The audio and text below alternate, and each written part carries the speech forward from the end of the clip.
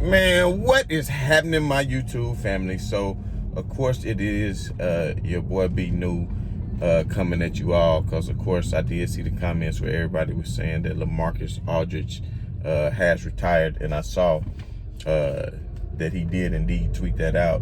And, man, I got to tell y'all what, man, y'all was all over it because before I even got any kind of notification, you guys let me know that, but unfortunately, I couldn't get right to it because I had some pressing business that I needed to take care of. But with all that being said, I'm gonna tell y'all like this: for a lot of people who think, and this is just my hot take on it, but for a lot of people who think that that's just gonna help the Lakers or help everybody else, I would actually beg to differ, because I would just say that Claxton was playing pretty good and DeAndre Jordan was playing pretty good.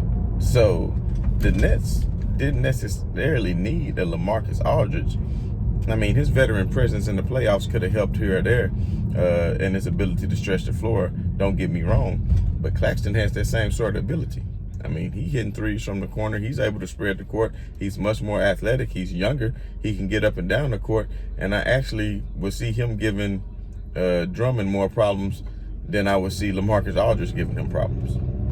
So that's something that the Brooklyn Nets, it may be a blessing in disguise for them, that Claxton could step into that role. And even DeAndre Jordan was getting a lot of alley-oops early on in the season from KD, from Harden, from Kyrie, just because of the attention that all three of those players are capable of causing and drawing the eyes away from their own defender and coming over for help, which allows the easy oop or the easy dump off pass to DeAndre Jordan for the easy dunk.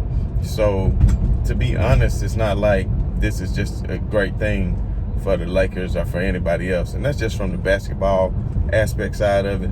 But let's just talk about it from the real life part of it is, you know, a lot of people, even including myself, was saying yesterday and even this morning, why would Kevin Durant miss a game? LaMarcus Aldridge, Blake Griffin. Well, I had no idea, of course, about his health condition. And with all that being said, you know, he truly did have a reason to miss the game. And, you know, I just heartfelt condolences and waves of positivity and prayer go out to LaMarcus Aldridge and his family. And luckily that he found that early on, instead of something happening later on to where he could have seriously been, you know, injured or perhaps even, you know, died. I mean, when you talking about the heart, that is something you cannot play around with. And you saw what happened to Chris Bosh, you know, with the blood clots in his lungs. So, of course, health is always the number one thing. I mean, he would have liked to get a ring, but, you know, that just wasn't the case. And LaMarcus Aldridge, you know, I had a great deal of respect for LaMarcus Aldridge. I think he was a highly underrated player. And I think because he played in two small markets, he was greatly overlooked. I mean, he got a few nods for All-Star. You know, and you know, he was a well-known NBA player, but I think he was undervalued by a lot of people's eyes because he played in small markets and people did not, you know, see him on a night in and night out basis. Because I was and still am a big fan of the Memphis Grizzlies. I remember all the battles LaMarcus Aldridge would have with Z-Bo. You know, especially with Z-Bo having started his career in Portland, it's like both of them took it personal to see who could be the best power forward on the floor that night. And you're talking about some physical battles. I mean, they played some really good old school basketball, and LaMarcus Aldridge actually, you know, developed his game to keep up with the newer style of basketball as far as, you know, having more stretch fours. Before the stretch fours came along, he was really one of the first ones because he could easily come out, you know, not just from the elbow, but to stretch it out and start being able to hit three-pointers. So LaMarcus Aldridge, I mean, like I said, I don't think it'll be a huge loss for the Nets, just to be totally honest, because we already saw Drummond have his way with him. What did you think Joel Embiid was going to do? So maybe it's a good thing. That's one less thing. Not a good thing, but I'm just saying for the Nets, that's one less thing that Nash will have to worry about in regards to him having to choose who he needs to rotate in and out.